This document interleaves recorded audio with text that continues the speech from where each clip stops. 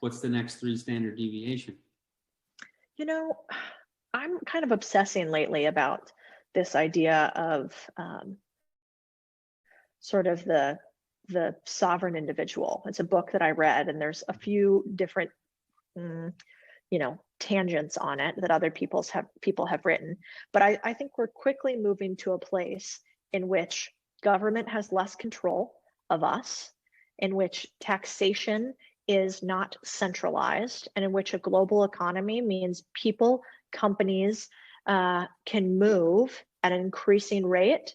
And what will that mean for the global economy and individual companies? So, COVID's a perfect example showing us that we don't need to be in offices by and large. COVID is also a perfect example of what happens in states that have different regulations and how that impacts actual tax inflow to those states and people leaving those states.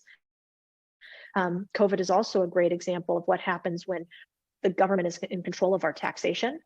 And none of this is politically oriented. It's really, a lot of people say, well, that shouldn't happen and that shouldn't be. And I think the word should is about the stupidest word in the English language. I think it should be removed. It should be removed. That's funny. I think it's a really stupid word because should doesn't matter. It is or it is not. That's it. And there is no should. And so I think a lot of people are emotional, and humans, we can't see very well when massive changes are happening quickly. We sort of think linearly, like this will happen a little bit here by here, but it's hard for us to go from here to here.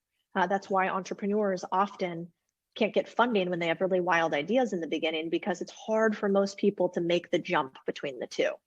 And so that's what I think is coming next, is I think we're going to have a lot more people who have control of their lives, their location, their business, their taxation, the currency that they utilize.